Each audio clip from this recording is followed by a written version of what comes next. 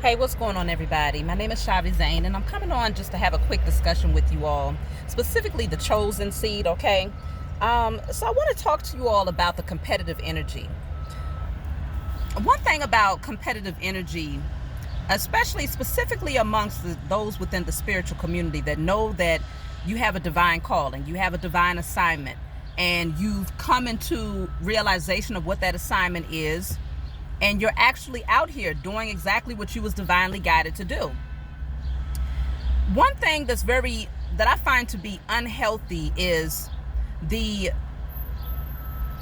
competition without permission. Okay? Competition without permission. I find that, and the only reason why I bring this up is because I've had quite a number of dreams that shows me the energy of being of competitiveness. I've shared these dreams with you all of others trying to be in competition with me, and I'm just minding my business, or people sitting back on the sidelines judging or trying to, overly criticize or scrutinize or evaluate who I am and what my gifts are and what I've been called to offer to the world, as if, they're evaluating whether or not they're good enough. And so, of course, from my vantage point, I'm behind the camera. I'm not working with anyone specifically. I'm working with the Most High and my spiritual team. But in terms of, working with other individuals in the physical plane, I'm not.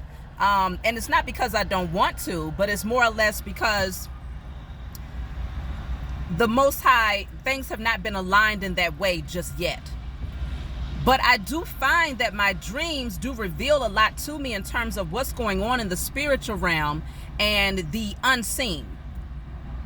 And so when I pick up on the energy of competitiveness amongst those of us who have divine assignments, it's very disheartening to a degree, because for me, competition is not always a bad thing. I feel like there's such thing as healthy competition.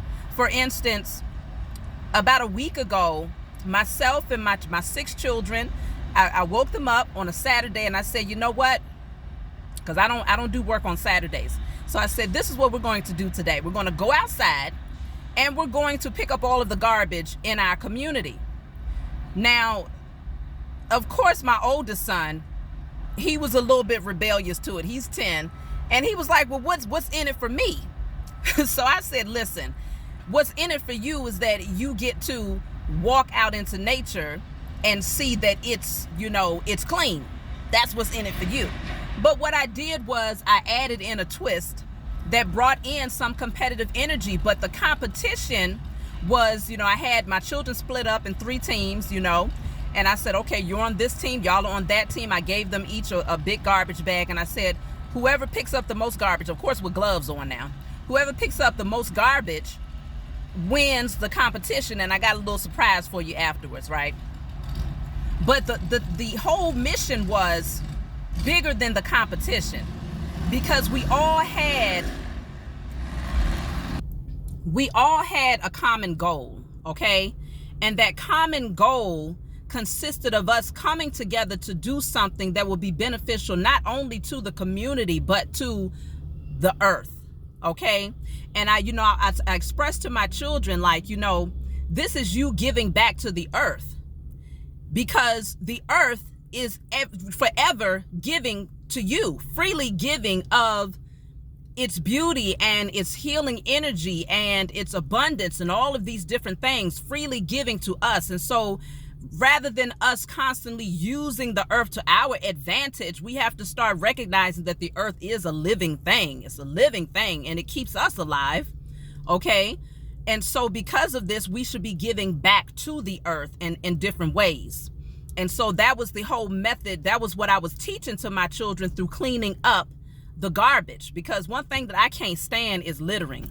I'm telling y'all, I can't stand littering. It makes me cringe when somebody throws something on the ground, because I'm like, we got all these garbage cans. If you can't find a garbage can, put it in your car. Hold on to it until you get in the house. But please don't litter on Mother Earth. My goodness, and so I had my children do that, and it was a competitive thing. However, we had a common goal that was greater than the competition. And so this is where I feel like we as spiritualists, teachers, if you call yourself a leader, whatever it is you do, we are all a part of one body of Christ consciousness. You see what I'm saying? And so because we all are a part of a body of Christ consciousness, we should all understand that we share a common goal.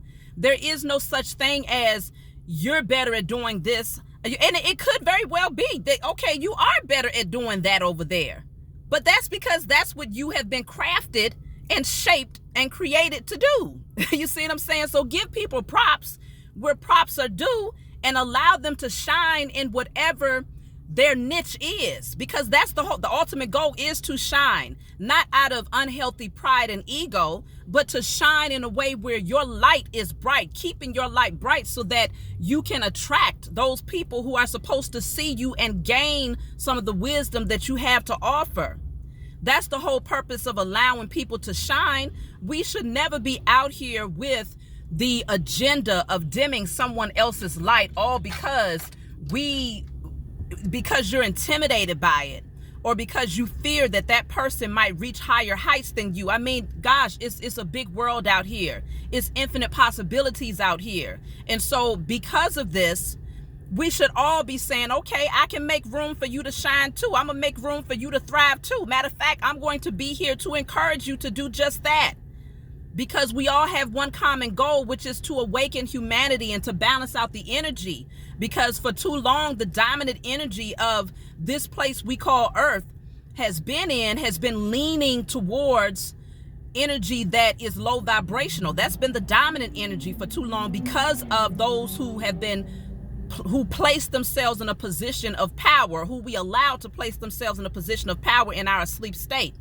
And so now that we have awakened, those of us who have a spiritual calling, who are a part of Christ consciousness, who are a part of the body of the chosen, who are here to shine and to bring that beautiful energy in to help shift the scales. The thing is, there's a polarity to everything. And so will we be able to completely demolish and and completely destroy wickedness? Maybe not in this lifetime. It doesn't mean that we can't try though, but maybe not in this lifetime, because there's always that polarity, okay? But when you lean too far into the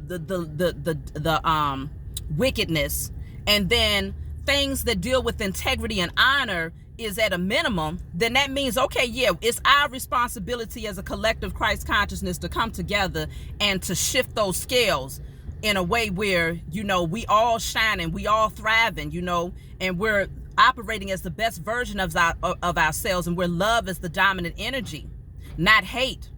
And not fear, because for me, fear is really the opposite of love, because fear will make you do anything. And so this is our position. This is our common goal. And so why, when you operate from a space of being in competition with somebody that ain't even in competition with you. Because listen, I'll tell you, when I see these things in my dreams with people that's in competition with me that I've never met, ain't never seen a day in my life, I'm like, okay, what is the competition for?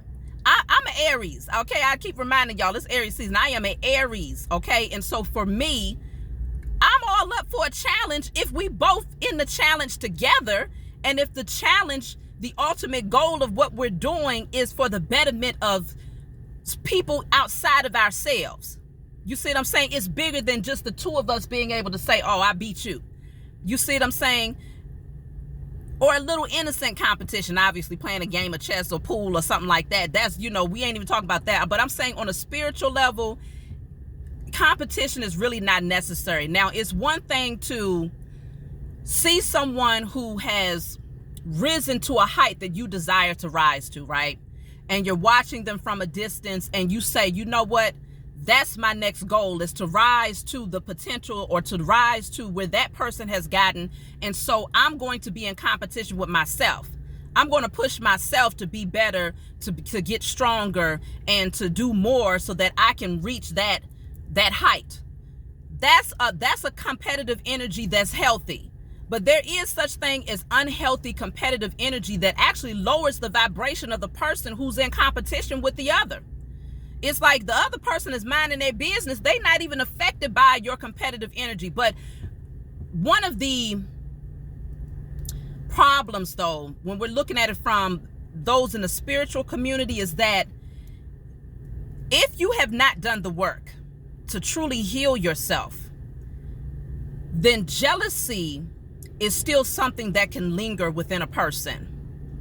And when you have come into the understanding of your spiritual gifts and the way that you can use them to manipulate, especially if you read up on things on how to, alchemize and, to shift energy and to manifest and, things of that nature. Many people in the spiritual community have a pretty clear understanding on how to do these things, especially when you have been placed in a position of, leadership, or you're a teacher or whatnot.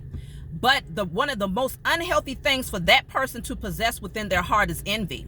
Jealousy and envy. You know why? Because that same person will take those tools that they have learned how to use to manipulate energy, and they will use them to try to manipulate the energy of someone else.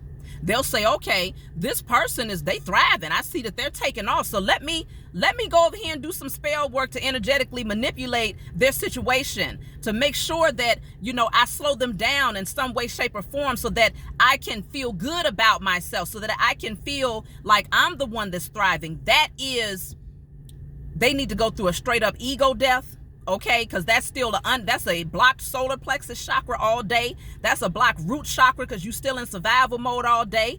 Okay, that's a blocked third eye chakra because you don't see the spiritual ramifications of what you're doing, nor do you see the reason behind not doing these things, and understanding that you want to see your brother or sister thrive in whatever their specific gift is.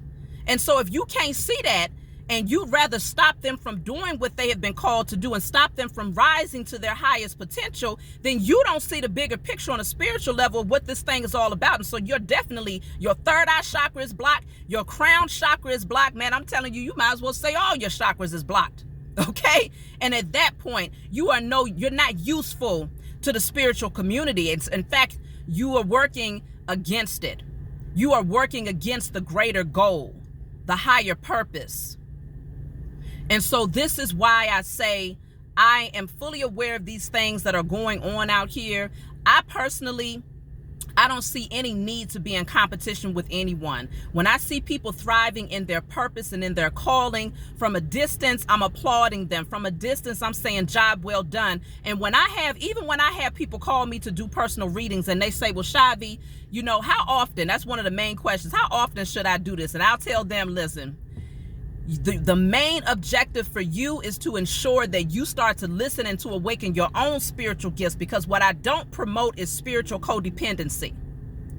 I do not promote spiritual codependency. And so it's healthier for me to give you the tools to become the best version of yourself and to show you what needs to be cleared out so that you don't have to be codependent. Not saying that coming back for an additional session is codependency. I don't just automatically coin it as that. But I'm saying my objective is to help you to become your strongest person, to rise to your strongest potential, so that you can also join me in helping others. So I'm not in competition. I'm not trying to keep myself at the highest of heights so that other people can look up to me and say, well, you got those gifts and I probably never will have those. No, let's help to develop them. Let me give you some tools on how to develop them, because the more of us that shine and thrive in what we was placed here to do, the faster we can shift the energy and to get this thing back in alignment here on a global scale. Okay? And so that's my message for you all. My time is about to be up, but I love you and I hope you receive this message. Please be sure to like and subscribe. Leave your comments below, and I will talk to you all next time.